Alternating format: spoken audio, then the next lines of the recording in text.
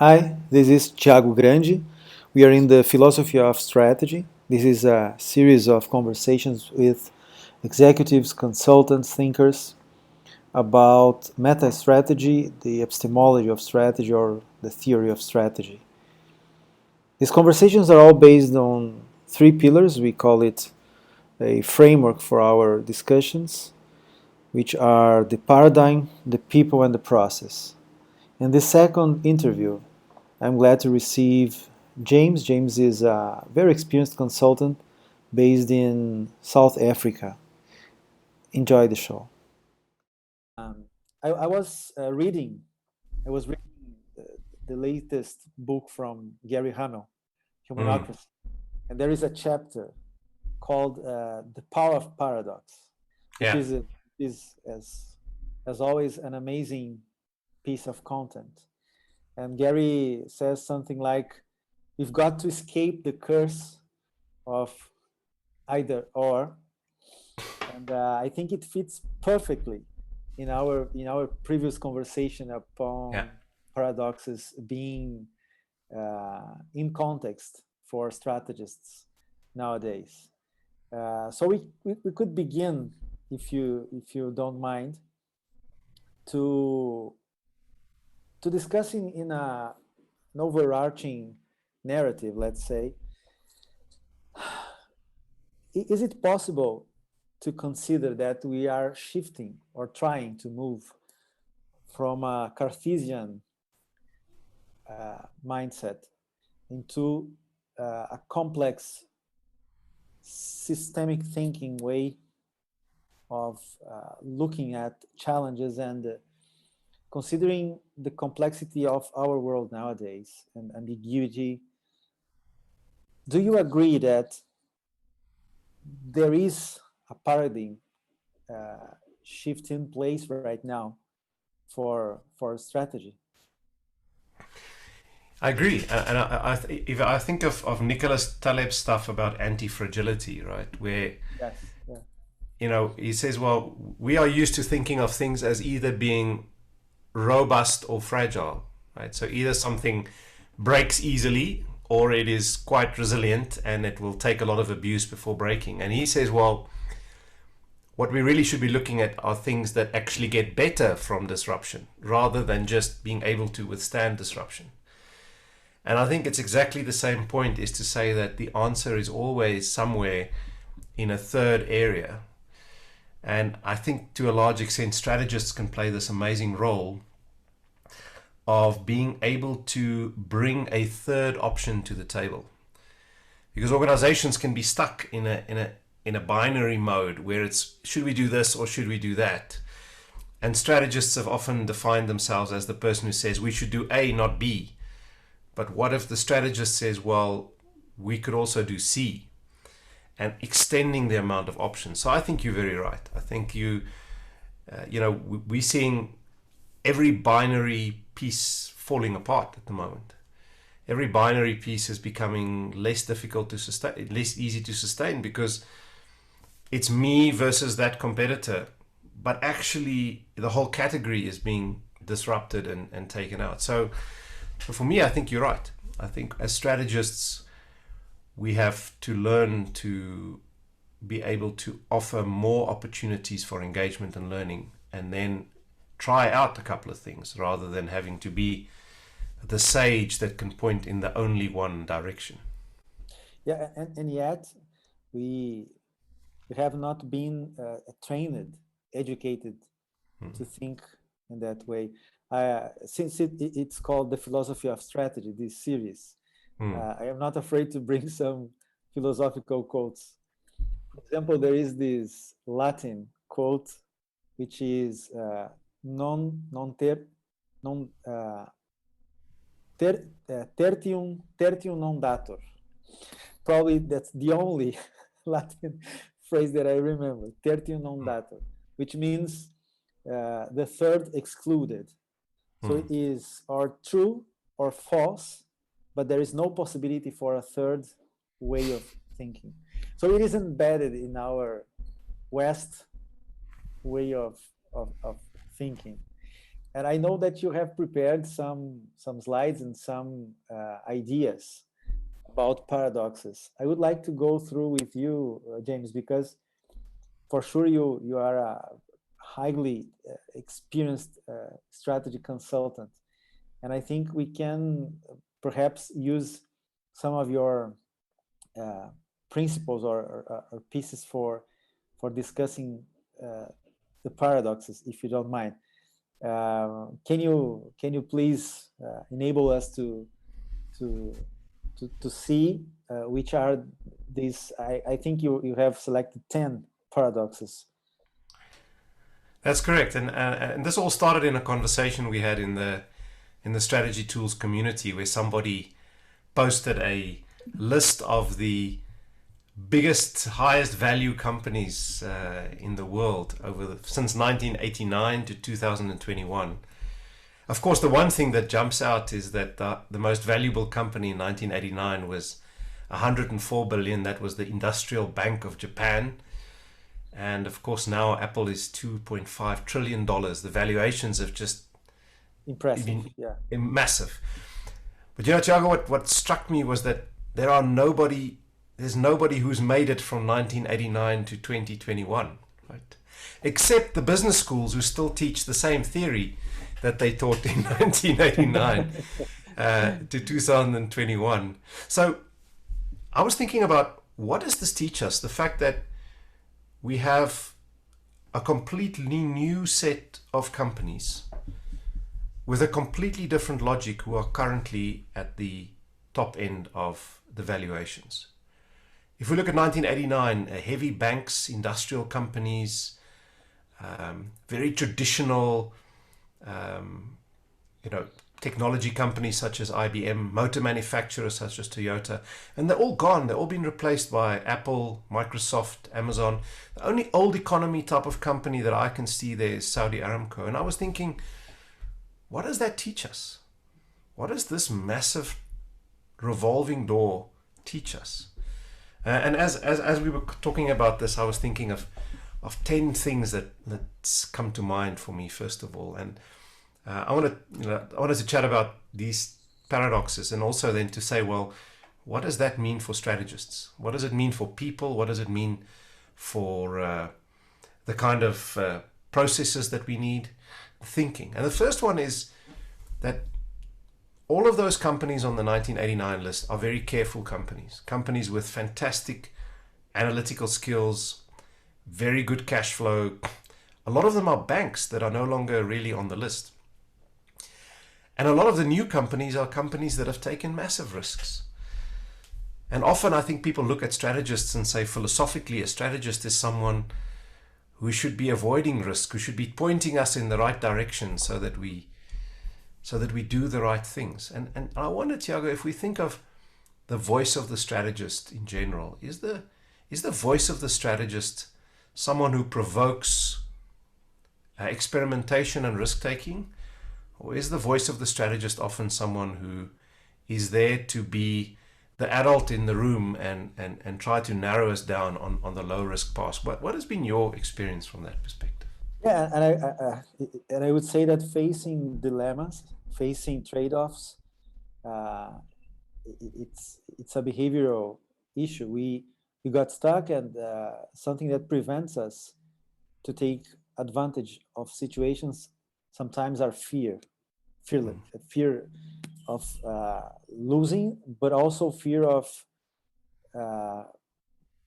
becoming in a completely different situation where, of course, you are not completely comfortable with.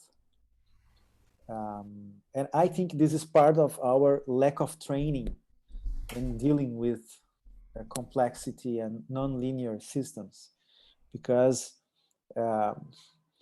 if we consider a company, an organization, the market as well, as a complex, living, organic system, it's just impossible to be in control of every single variable. So, in theory, it's plausible to say that, but when you are facing a real challenge, there is pressure, and that's that's, by the way, when we can jump from the paradigm to the person or people side of this philosophy of strategy, because in theory, or whenever we are thinking about things apart from the real world, not feeling any pressure to taking decisions, things are much easier. So I think this is the typical paradox that brings us to consider that strategy is always in the boundaries of people, is always restricted by the background and the possibilities that the strategists have to cope with this pressure and risk taking. So if you consider, for example, the entrepreneurship attitude compared to bureaucratic and status quo defending, it's easy to understand, for example, that two columns, when you see some companies that were there 30 years ago and now they are in. And I think it takes to another question, which is, which companies is going to participate in such a list in the next, not 30 years, but maybe 10 or 20 years. And I think this relates directly to what you're saying about the capability to cope with danger. And although business is not rocket science, usually it's not about rocket science, but it takes us to deal, first of all, with ourselves. And I think that it's not something that universities or academic courses usually teach people. Don't you think so? Yeah, exactly. And I think we often create environments where the whole journey is one to get to the correct answer at the end of the day, right? It's the Socratic dialogue of taking people to the correct answer. And if I look at that list of companies that we had in 1989, I would imagine that they were absolute experts at spreadsheets and analytical models and absolute clarity about asset allocation and things like that. And I guess that's where the debate around psychological safety comes in. You know, how do we create organizations where it is safe to distribute effort across multiple options? We often, when we talk about people who are great leaders, we call them single-minded, right? and single-minded is in some ways the worst thing you can be today. You have to be multi-minded. You've got to be able to look at. There's a beautiful quote, and I don't know who it's from, where they says it's the ability to hold strong opinions lightly. You know. Yeah, Scott Fitzgerald. Fitzgerald. Wonderful and quote. I think that for me is one of those things, is in terms of saying, you know, I could imagine the kind of boardrooms that, you know, the what was it called? The Industrial Bank of Japan. Can you imagine the conversation and the decorum and the careful analysis at the boardroom table compared to Steve Jobs' craziness at Apple, you know? And I think that for me is an incredibly, big paradox, is to say, how do we create environments where it is okay to not be careful, where it is okay to try things out, where it is okay to work in a portfolio of thinking? But we've almost learnt to see people who look at the world from a portfolio perspective as being all over the place, right? They do all kinds of things, right? You see, something curious. I've never read an essay from Scott Fitzgerald, okay? But coincidentally, I was reading a strategy book called Grand Strategy by, I think, an English author called Lewis Gaddy, I think is his name. And this is the guy who quotes Scott Fitzgerald. And I never forget it, because it's wonderful. To test intelligence is what's your ability to hold two opposite ideas and not uh, and not get crazy. However, the writer Scott Fitzgerald ended his life in a terrible situation. But I'd like to remember also. I think a guy that you also have read a lot, who is Roger Martin. Roger Martin also speaks a lot about the opposable mind. Thinking. Yeah, and this ability, then lateral thinking and so on. And by the way, you mentioned Socratic dialogue, but look, there are some Plato dialogues that just don't end with a closed conclusion. I don't know how to say that in English, but in Portuguese we call it aporéticos. So there are some of his dialogues that just don't end with a closed answer, with a conclusion. And I think this is important because Plato is trying, I think, to teach us to keep the dialogue on, to keep the reflections going on, and avoiding to put an endpoint and get stuck. And for strategists, I think this is really important because sometimes I can see that organizations, for example, cause us to do, I don't know, strategic planning engagement, for example, but they jump too fast to Excel spreadsheets. Okay. Yesterday I was talking to a partner, and he told me, "Wow, Tiago, I was wondering if you could be with us today because we had a conversation, a meeting, and the guys jumped too fast to spreadsheets, trying to model an economic equation and forecasting the next 5 years and so on." And he told me, because as you always said, Tiago, it takes energy. It's tough to dig deeper, to think, and that's what strategy is all about. You remind me of a piece of work I did years ago with a bank, and the MBTI profile for that they test. You've got introvert, extrovert, thinking, feeling, judging, perceiving. Yeah. And we did an MBTI profile for all of the senior executives of a big bank. And the amazing thing was that 85% of the executives, if we just take the last dichotomy, the perceiving versus judging, right? Which is the last element of the 4 steps of the MBTI. 80% of the executives of that bank had J as their profile. Now, can you imagine being the 2 guys out of 10 or 2 girls out of 10 sitting around the table, and you are the only people who say, let's not close this conversation straight away. Let's just see where it goes. And you got 8 men typically saying, decide, decide, decide. We've got to be decisive. We've got to make this call.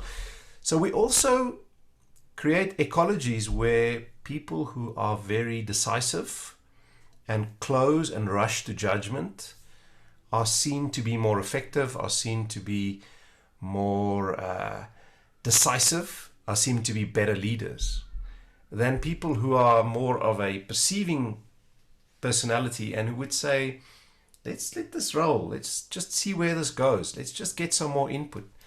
Yeah. And I think it becomes very self-fulfilling at some level, where we have people who are completely focused on just coming to the decision and then closing that decision, which I think is you just touched a point. I think it's really relevant. For example, diversity, the value of putting together a heterogeneous team. Isn't it also an important piece of advice for every single organization nowadays?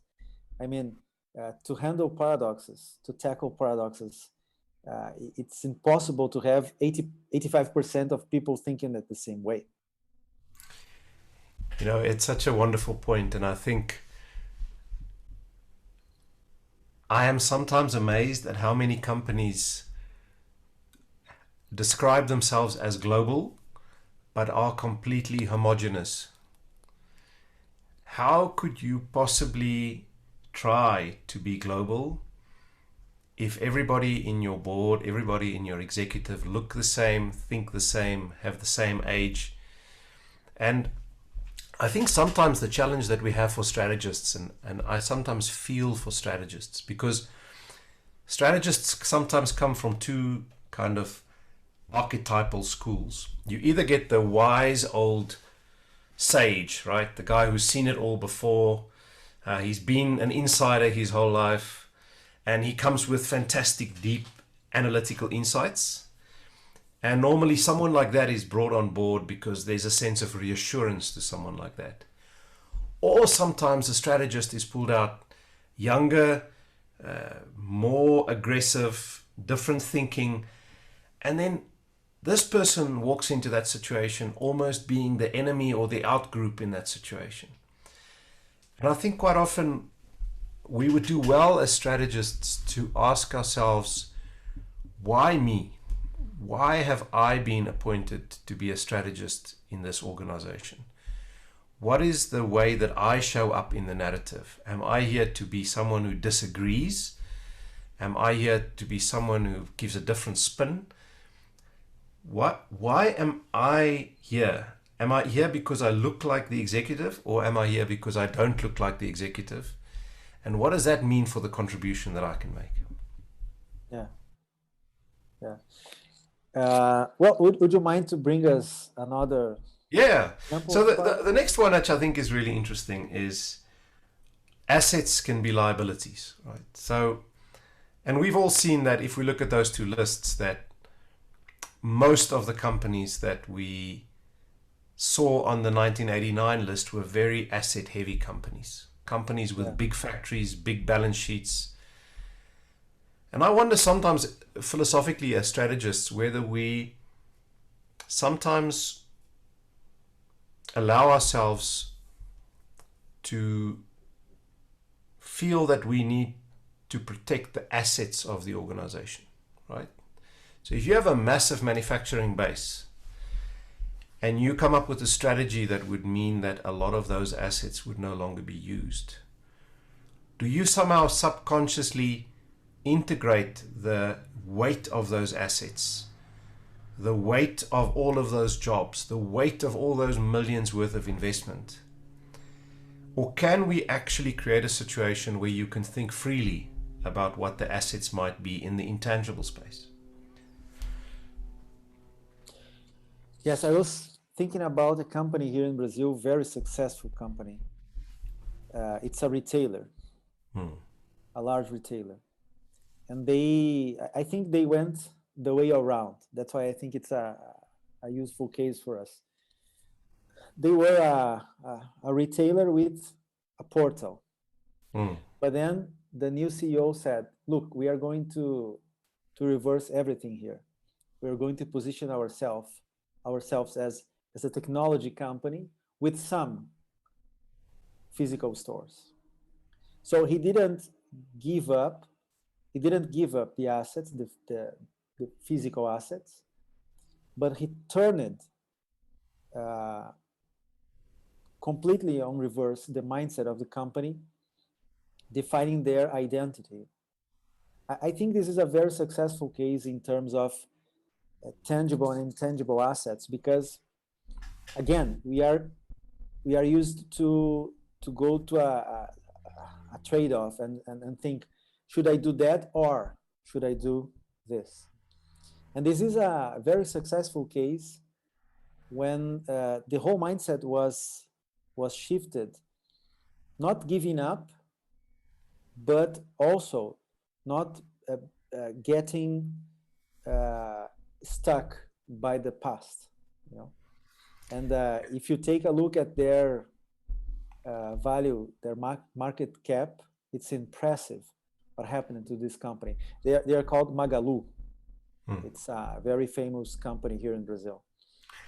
There was a very entertaining fight a while ago between Warren Buffett and Elon Musk. I don't know if you saw that fight that they had, where Warren Buffett has this concept of the moat, which is either your asset base or your access to market, and you say, Warren Buffett's whole view is, durable competitive advantage. How do you create a company that is very hard to compete with, that has a big moat? I think his quote is, the company that he wants to invest in, there's a beautiful castle with a strong moat around it that is being managed by an honest lord, right? That was his quote. And Elon Musk's response to that was that moats are boring, right? And he said, no, we don't want a moat like that. We want to just be faster. We just want to innovate faster. We want to be faster. We don't want to be trapped in our asset base. And I think what's beautiful about the story that you're telling is that it's not so much the assets themselves that are the liabilities, but the way we think about those assets is that are the liabilities, right? Because this person who ran this business came from a space of asset light success, he could do exactly what Fitzgerald says. He could hold the idea of assets lightly. It was not a prison for him. And I think as strategists, we must keep that in mind in terms of saying, can we acknowledge the value of organizational assets without it becoming a conceptual prison for us? Yes, this is a very good example on an actual paradoxical challenge. Yeah. Another one that we spoke about earlier was timing, and this is wonderful. It's just so interesting. And the paradox that I put out is that the only way to not be too late is to be too early, right? And that puts strategists in such a difficult position, because you are always kind of trying to talk about the future of the company and trying to get urgency behind it. And then you sometimes succeed and you sometimes fail. I love that quote by Rita McGrath where she said, every management decision either has a net asset value or an option value, right? So Cool. Are you trying to make a small bet in the future in case something happens? If we look at Zoom and Teams, they were way ahead of their time. They were actually kind of silly platforms that, the couple of weird companies that were working remotely were using. And then the pandemic hit. And the fact that they were too early meant that they were not too late, and they have made huge amounts of money. I think philosophically, the relationship that a strategist has to time is a difficult space. Yes. As you know, James, last year I conducted a research here in Brazil. I interviewed 64 strategy executives from different companies, from different sectors and sizes. And when I published the report, well, I took the chance to say to write down there some of my own words. And I realized that we could have at least 3 guidelines for strategy in the 21st century, let's say. And one of these guidelines, by the way, is hybrid strategy, which is how to handle paradox. The other one was about distributed strategy, trying to figure out a way on having strategists across the whole organization. But the guideline that I wrote there, that I want to share with you here, is exactly about time, because I wrote real-time strategy. That's because interviewing those executives, I realized that everyone was, they were looking for not to being ahead or behind, of course, but how to be in the fair position, the just point. So real-time strategy is maybe some sort of just-in-time resonating to the lean mindset, but it's it's really difficult because, as you said about Zoom, can you imagine if there wasn't any pandemic? How would be this company?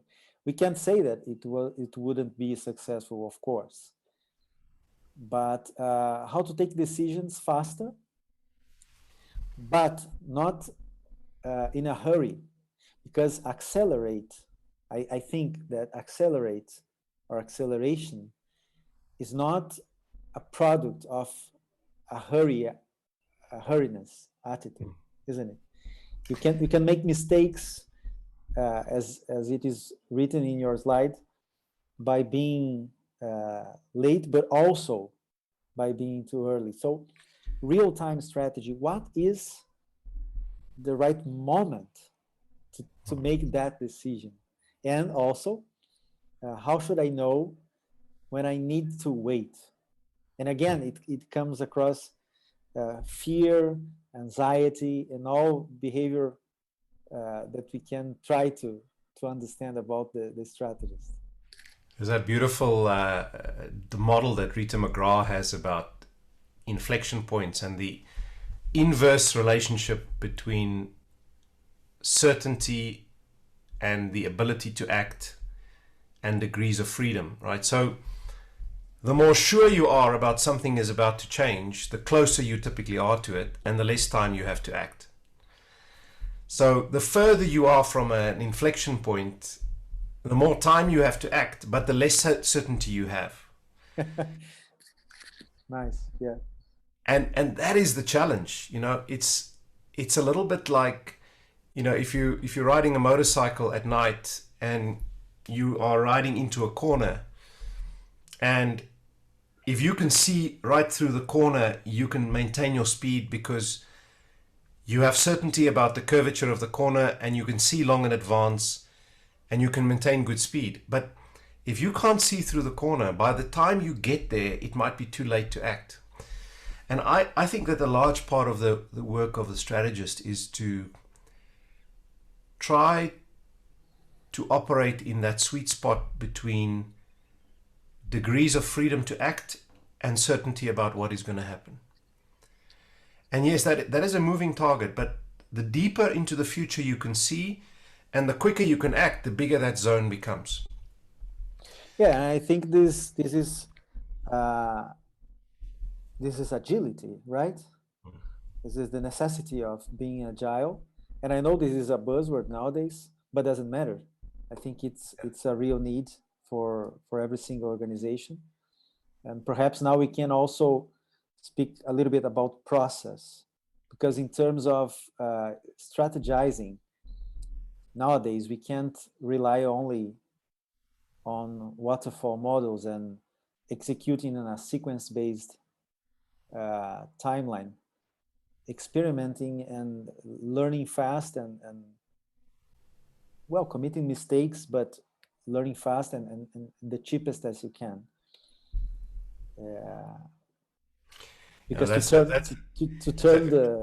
turn, as you said, riding a motorcycle, it's even better than being in a train that can be much faster, but you won't be able to turn the way you need, right?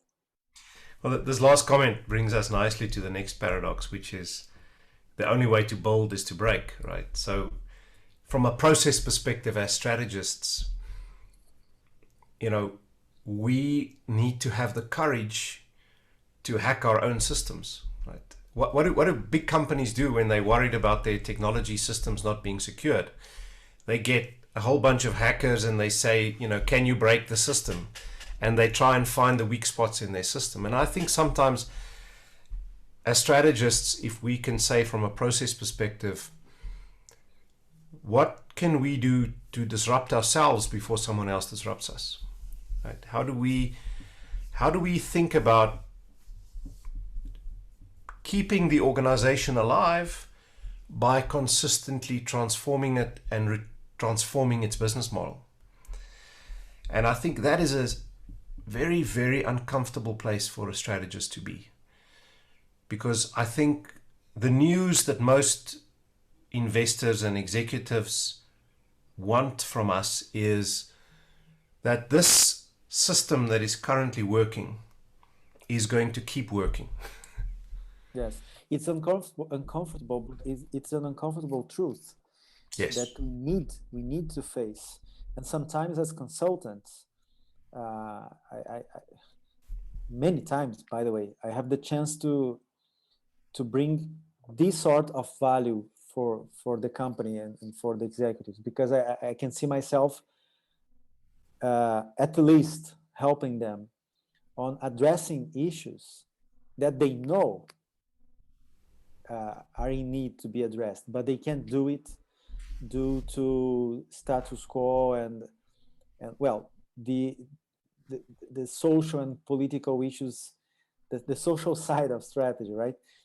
So being an outsider with the proper methodology, of course, because we need also to have some not only the tools, but we need to be aware that it's not easy for them to change and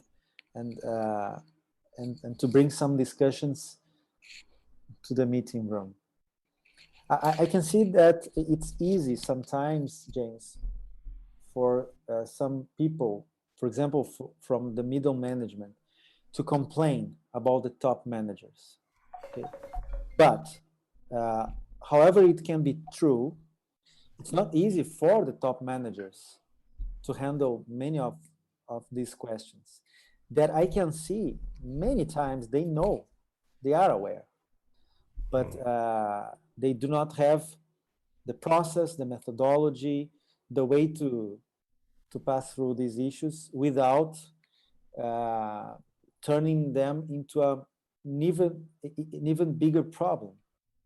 What do you think about it? You know, I was just as you was thinking, talking. I was thinking. You know, we've got it in the strategy tools library. We've got that strategy intro where we talk about core, growth, and explore, Yes, right? And it yes, goes to yes. Alex Osterwalder's thing about your business model is kind of going off like milk in the fridge. You know, it's actually rotting. You've got to do something about it.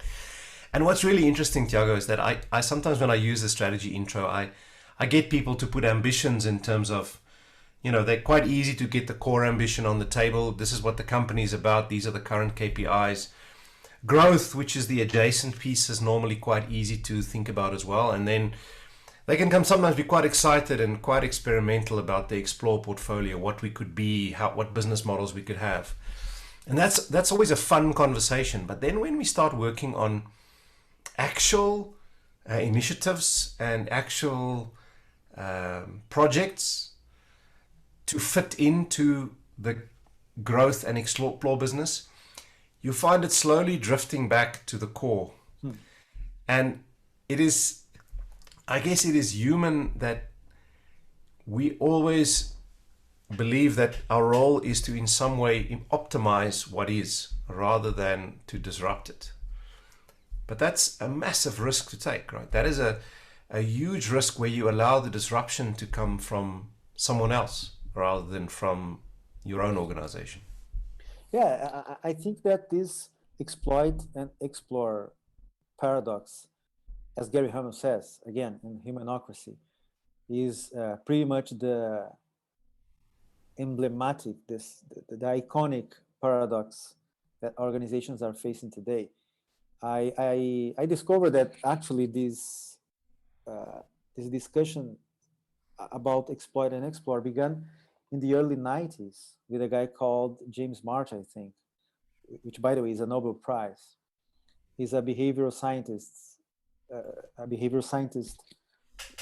researching on organizational learning.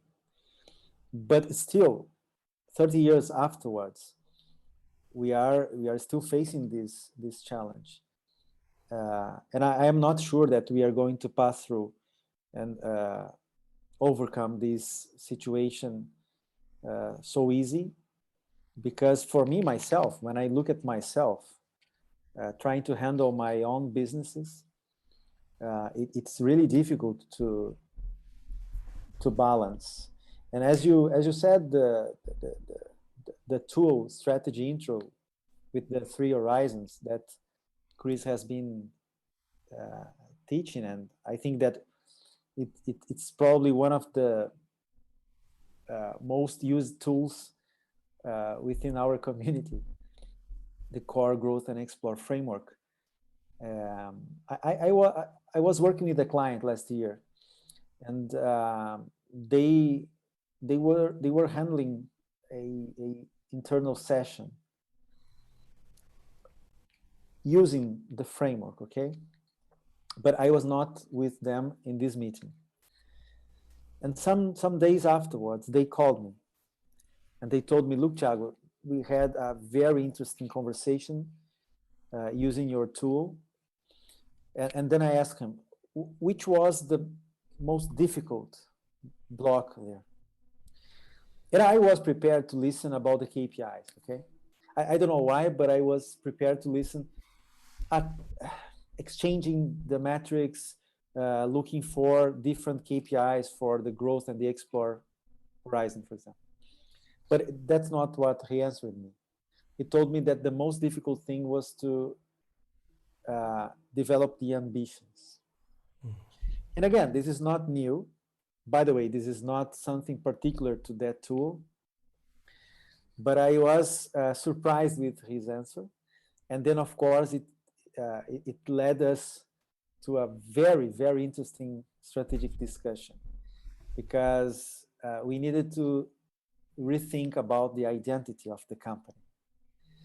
And when you put the previous slide, that to build the better way to build is to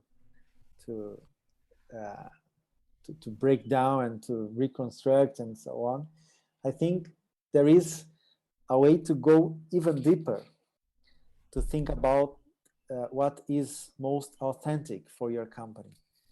And again, this is really difficult to have an open conversation about it. I remember, for example, a company from the south of Brazil that just decided to give up profits in order to align with ESG criteria. Of course, they are not having losses, okay? But they gave up some interesting profits. Tough decision. And the explanation is ESG is not some fashion framework for us. This is embedded in our core values. So this is about us. This is the way we do business. It's a rubber company. I think this is a very nice case too. You know, I remember a couple of years ago, I was working with one of our big mining companies, and you know, in South Africa, less so now, but we have very deep level mining. So people go down kilometers underground to go and mine gold, and it's very dangerous. There's rock falls, and I remember listening to a conversation about the executives, and that year they had gone to talk to their shareholders in London, and they had made very good profits, but 23 people had been killed in the mines that year. And the shareholder conversation was, should we not just shut this down? Can we justify any profitability against an expectation that we are going to kill at least 20 people every year in this company? And I think sometimes, of course, the way they did that is to become much more safety conscious and change operations and so forth. But you know, it's also a question of, and I think we're at that stage now where we have to rethink the way we do everything now. We have to rethink the way we make steel, the way we build supply chains, the way we make cement, the way we build things. We have to rethink everything. And strategists are in that difficult position where they need to reconcile what is happening in the bigger environment around the organization with what is happening at the boardroom table. And there has never been such a disconnect between the environment and the way that many companies operate as there is today. So it's a very, very difficult and very challenging piece. So are you truly a strategist that looks at the total stakeholder picture? Or do you kind of act like someone who is a defense lawyer for a criminal that you know has killed people, and you just go, I'm a professional, I do my job, everybody's got the right to a defense? I think sometimes as strategists it's a burden we carry that we don't even speak about.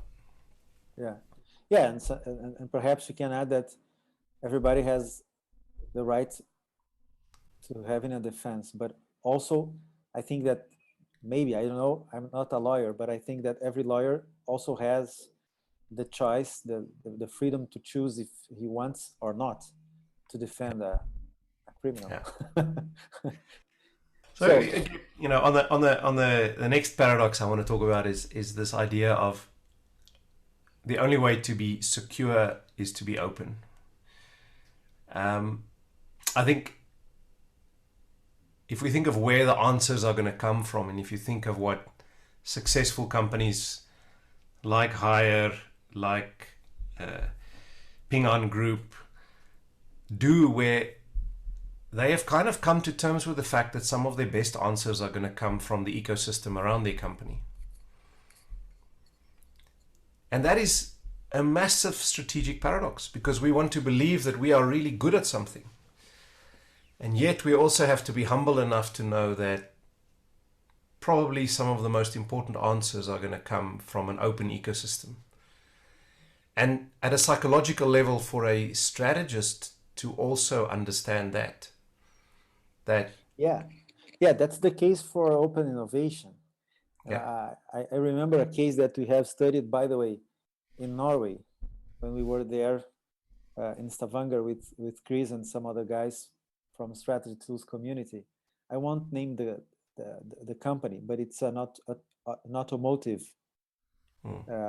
business. They developed an innovation center in the US, and they called it an open innovation initiative. But the question is that the only company that could be there was them. So in practice, it was not an open innovation initiative. They were afraid of losing their intellectual properties and so on. And this is an actual paradox too, for sure. Yeah. So that's one to think about. Another one that I want to talk about is the one that we spoke about earlier, and that's kind of bookings for the future. Opportunities are closing now, right? So it's almost like, you know, I think as a strategist, we are often pressurized to converge.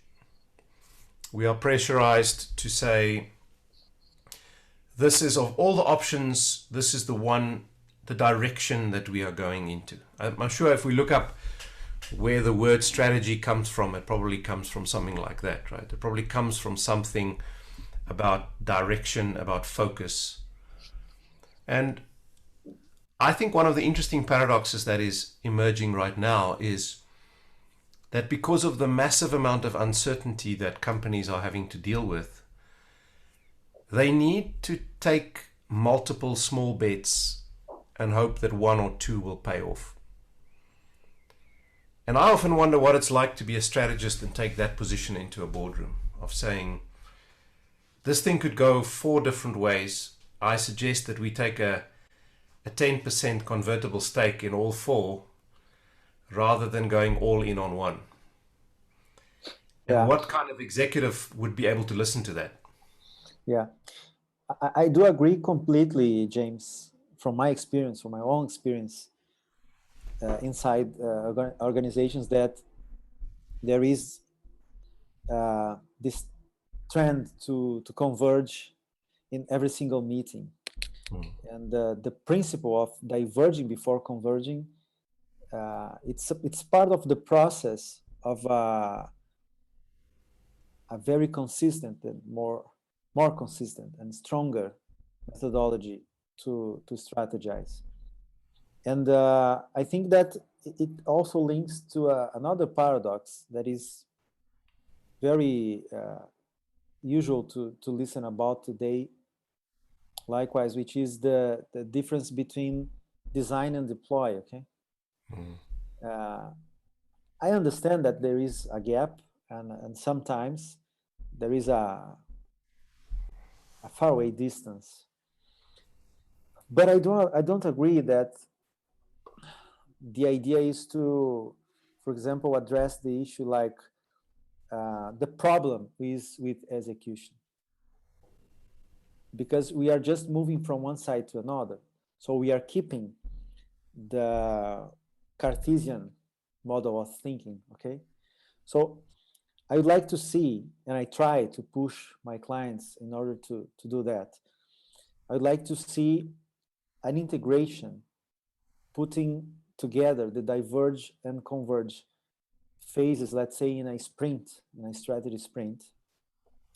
And as you said, trying to experiment and testing to find out which are the implications for each initiatives. I know that it takes time, and of course we need then to address the designing piece of strategy. So it's not just moving to the execution side and say, oh, the problem is execution. No, the problem is with the dynamic, the whole dynamic of the strategy process. I think sometimes we also forget that sometimes the only way to know something is to interact with it. Yes. And I agree with you that if we separate out the design and the execution piece in that way, we are still in a kind of a waterfall model where we believe that we can define everything and then deploy it. I think that if we can say, well, the purpose of this execution is to learn about the design. Interesting. The purpose of execution is to learn about the design. I like that. Yeah. Because at some level, if you think of what's happening at the moment, where we are moving towards products that are actually community-based products, where products are actually designed, validated, and driven by communities. The rush should be to get feedback, to get interaction, to interact with the market at some level. That's what the rush should be. Yeah, sure. Yeah, it's from the so-called A/B tests to primary research, getting out of the building and speaking to your customers. Yeah. Someone said that Facebook runs about 10,000 versions of the application at any given time. Wow. So that's a really interesting paradox. Another one that I want to talk about is in terms of what is the purpose of an organization, right? Why do we even have organizations? And one of the things that I think came up in a conversation by a guy that I really like. His name is Kjell Nordstrom. They wrote Funky Business, and he said that the idea why you had an office to start with comes from the Italian or ufficia or something like that, which is like a little place where you can get something done, right?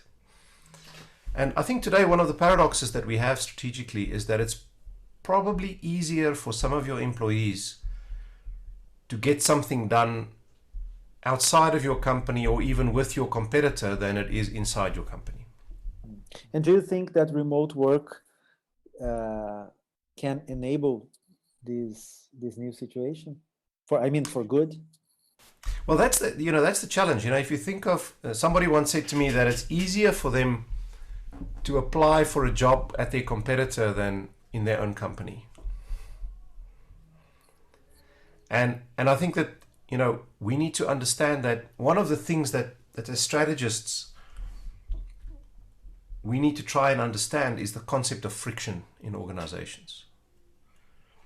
That you could have a situation where the strategy is correct, but the level of friction to get things done in the organization is such that you're never able to drive that process and that execution. So here's a philosophical question, and that is to say, if you're a strategist, is your role to understand the opportunities in the market, or is your role to understand the opportunities for reducing friction inside your own company? Well, considering the paradigm that we are looking for, maybe both would be the right question.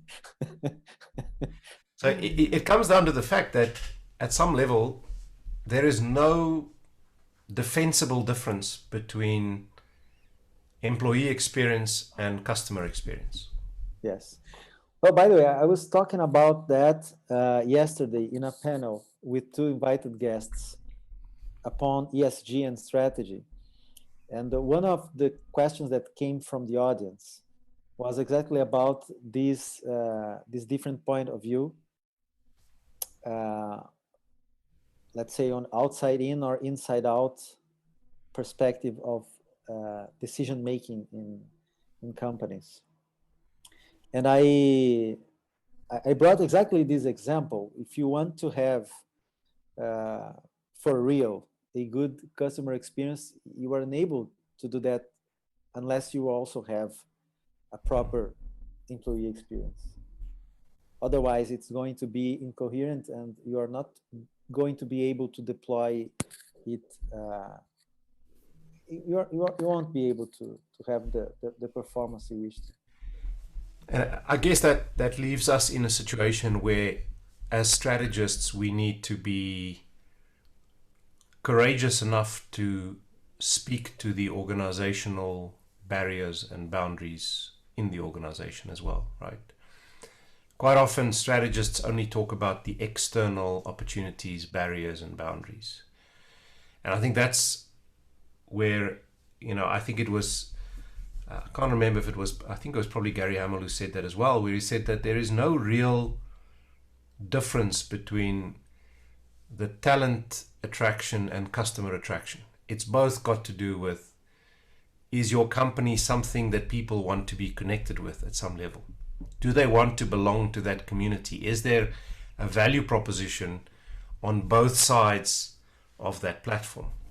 And I think your question about remote work is going to mean that all of a sudden you are facing a global marketplace of talent, but also global competition for talent. Yeah, sure, yeah.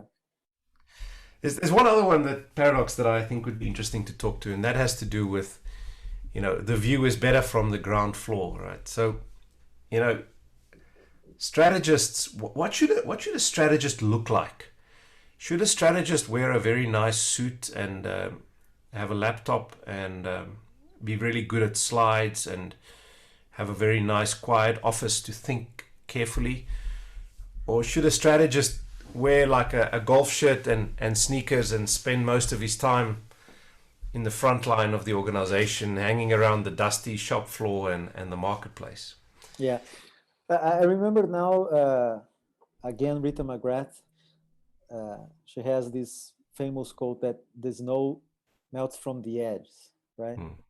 Yeah. So what you are saying is that we need to go to the fringes of the organization, to the edges of the organization, if we wish to be effective strategists, especially nowadays with these network organizations, ecosystems, and this boundaryless institutions. Yeah. And I guess, the tools of strategy, the language of strategy, the conversations around strategy are all executive type conversations. And yet we need, as strategists, to also understand that if we don't live at the edges of the organization, we are probably going to miss some of the most important issues. And if we don't encourage executives and leaders to actually also live at the edges of the organization and be users of our products. I think somebody once said that the most dangerous sign for an organization is if a large part of your employees don't use your own product. Yeah, probably. Yeah, yeah, yeah. You know, so Tiago, if we think about these paradoxes and we think about them at a level of looking down at all of them, if we think of getting out to the edges of the organization while influencing the core, if we think of your enemies as actually your friends, you can be in a situation where you are so scared of other people in your industry. It's like Ford fighting GM for all of those years, and then Tesla comes from the outside. What do you think it says about the kind of human being that a strategist needs to be? Well, it just reminds that I have, I constantly pursue, James, what I call the meaning of victory, okay? Because I define strategy as the discipline for victory, or every effort, I mean, conscious effort to win, for me, is a kind of strategy. But of course, if we only think about profits and losses, or somebody gaining and somebody losing, I think we are too limited in terms of human beings, And by the way, reading a lot about classical philosophy, I am always feeling pulled to the inner self as a human being, and trying to find out a way to find a position where everybody wins. And I know this can sound a little bit romantic, but on the other hand, I think that as a strategist, and maybe every single strategist could have this the same pursuit. I'm not telling you that I found the answer. I'm not even telling you that, I don't know, I probably it's possible that I can't find the answer. But anyhow, I think to keep the question in mind, I think this is important, to be always looking for a winning meaning, where at least, if not everybody, at least we can engage the more people and the more players in, like a shared value creation, if we want to use a technical stuff from Michael Porter, for example. I'm not sure this is the final point, but this is the way that I try to push myself in strategy thinking. I like that, and I'm kind of like in the same place as you as far as that's concerned, and I found myself in a bit of a resting place in terms of what I think it could be. But just like you, I think it's just a step on the journey. But we've had so many titles coming up, Chief Digital Officer, Chief Transformation Officer, Chief Strategy Officer. And to me, the strategist is for me the CPO, the Chief Possibility Officer, right? Cool. Chief Possibility Officer. I like that. Yeah. I think optimism and being the person who represents possibility is the most fundamental contribution that a strategist can make to an organization. Oh, my friend, this was a really, really interesting conversation. We are at the limit of our time. I just don't want to finish the interview without having a final message from you. But at my side, I just wrote down Chief Possibility Officer. And if you don't mind, I'm going to use this role as well. Yeah, absolutely. And that's kind of where I would end. I've also enjoyed this conversation massively. I think this is such a beautiful format, Tiago, and the courage to spend time thinking about thinking is something that we lose often, and I think I have to just give you massive kudos for insisting on that, because I think that's really important. And I guess where I would end up is to say that, you know, in some ways a strategy is about hope, and we have the responsibility of operating in the space of hope, and I think that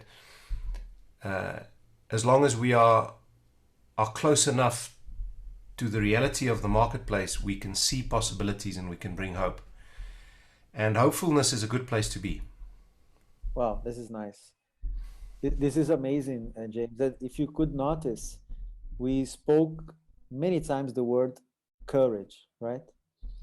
So I would end this conversation trying to match hope with courage.